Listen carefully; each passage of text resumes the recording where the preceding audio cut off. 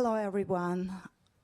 I am so honored to be here speak as a sister of a victim in China's concentration camps and the jail. This is my sister, Rushan Abbas. She's a retired medical doctor, and she has been in concentration camps and then sentenced 20 years in jail in fabricated false charges because of my activism in the United States. As you see the picture on the screen, these are just the sum of the Uyghurs of over 1 million people being incarcerated starting from 2017.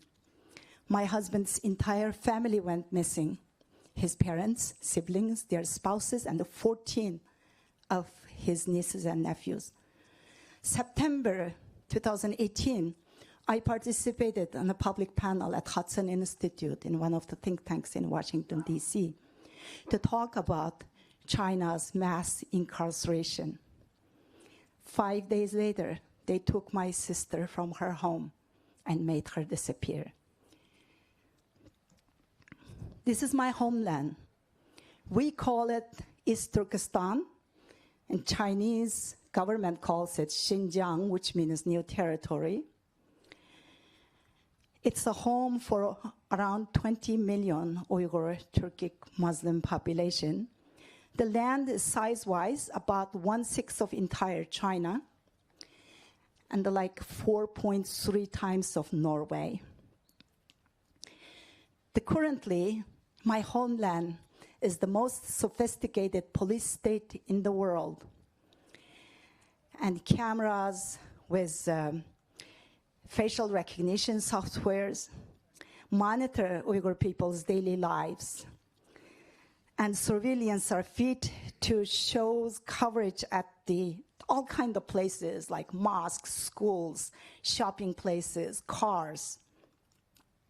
And even the special technology was developed to recognize the Uyghurs' facial features.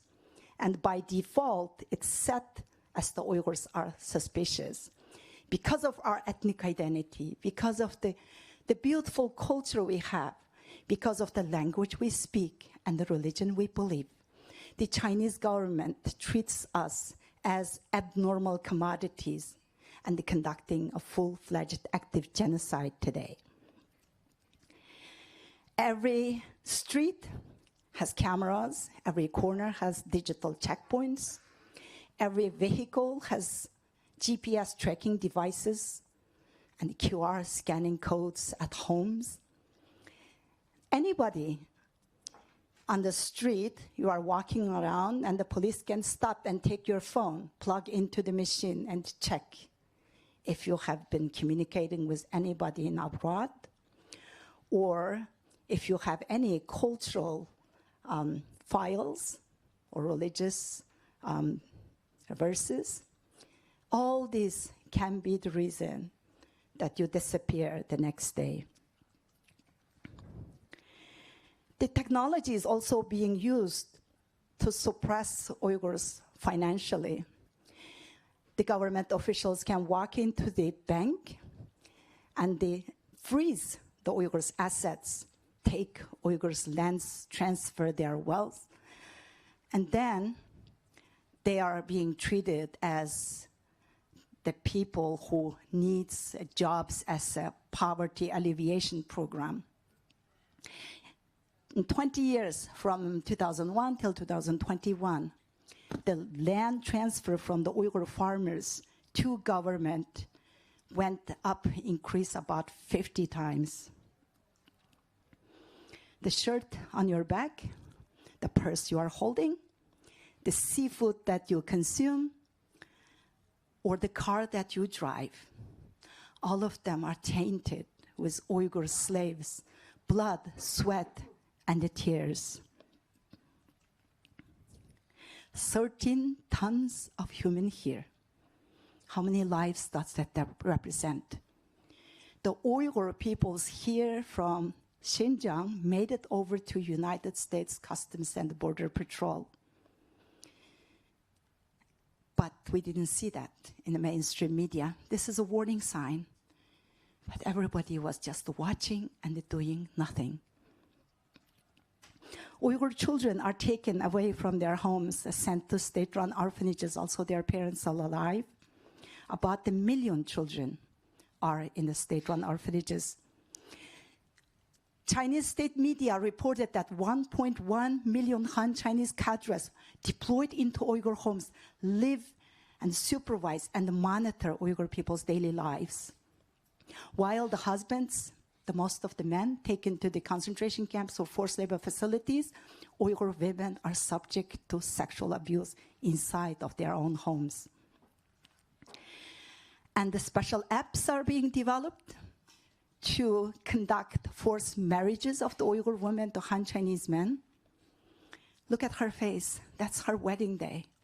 If she refuses such a forced marriage, herself, her siblings, and her parents will send to the camp, as radicalized Muslims did not want to marry non-Muslim Han Chinese. I call this government-sponsored sham marriages, government-sponsored mass rape in the name of sham marriages. And also, Uyghur women's bodies are being the battleground of this genocide. While they are facing forced sterilization, forced abortions, and the Chinese embassy in the United States publicly celebrated those genocidal efforts by calling Uyghur women are no longer baby-making machines. The Uyghur birth rate dropped down to 0% in some of the mostly Uyghurs are populated areas. What you see on the screen are just some of the data being used to track and jail the Uyghur people. If you look at those data, like your location, behavioral data, and the digital footprints or biometrics, fed into a system called Integrated Joint Operations Platform, and to predict crime, which means being ethnic Uyghur, which means your communication with your friends or families abroad, which means you are going to mosque or pray. In the meanwhile, mainstream media like CBS and the Discoveries are repeating China's propaganda videos, like showing happy Uyghurs dancing and singing. Well, they are helping the CCP to whitewash the genocide. Meanwhile, this is the reality back home. The Uyghur cultural materials and the books, the cultural and the religion, they're all being burned. Our places of worship is demolished. And the Uyghurs are being, the culture and the religion, everything is being criminalized. When we speak out, we are a target on everywhere, social media, Twitter, Facebook, and all kind of interesting cartoons of me all over my social media. And there's a funny video with interesting Australian accent with perfect English, which I don't speak perfect English.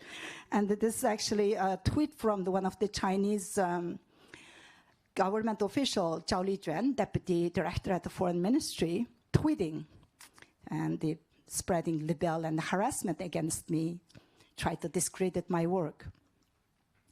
This is not the isolated case for me. Almost every single Uyghur activists in diaspora who are brave enough to speak out are being targeted. We receive death threats. We receive targeted attacks on spyware and phishing attempts. Also, the Chinese government uses the Uyghurs' family members back home, and they threaten them with their family members' safety. Basically, we do our advocacy at the cost of our loved ones' freedom, and while our neck is being held by the Chinese government when they have our family members as a hostage. This is a transnational repression, and that should be recognized by international crimes against humanity. What's happening to my people right now in my homeland, first tested in Tibet. That's where they started. Then they expanded and corrected the technology and used sophisticated, all kind of high tech combined with racism.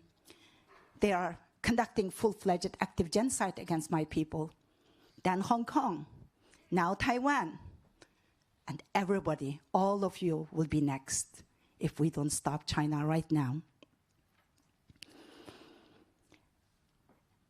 There's so many governments around the world using the same cameras from the Chinese government in their government buildings.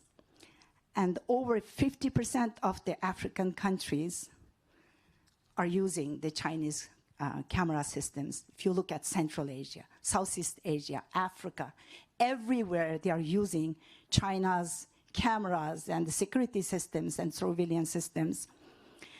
At least 102 police stations all over the world, and there are more than 50 in Europe. Chinese government has a police stations in your country. What does that mean for your national security? Chinese government is using the very same technology that's being developed to make the human lives better. But if those technologies are empowered the tyranny, then that is another kind of sophisticated genocide, modern genocide. When they took my sister, they forgot one thing, or they never understand the power of love. The love I have for my sister, the love I have for my people, the love I have for freedom and the democracy, which is being at stake right now. Because what's happening to Uyghurs, or what happened in Tibet, or what they did in Hong Kong, turning the democracy in the dark place and overnight in the front of everybody's watch, well, that's not staying within China's borders anymore. It's expanding everywhere with China's Belt and Road Initiative and the debt trap diplomacy and the manipulations in the United Nations and everything they are doing with transnational repression, not just targeting the people of their own descent, but people all over the world, whoever speaks out, the journalists, researchers. So if we don't defend that freedom and the democracy we have, then just remember what I talked today, what you saw today, and that is the future for this free world. Look at those eyes. Look at those faces. This was the last leak, the Chinese government's own leaked data 3 years ago, called Xinjiang Police Files. Thousands of pictures. Those teenagers, 14, 15, 16 years old, they belong to schools. And those grandma and grandpa, 70, 80 years old, what kind of national security threat they bring to a country like China? Speak out, because the silence is the oxygen of the tyranny. If we don't speak out, then the only voice left will be one of regret. And we are all responsible for what happens next. Thank you.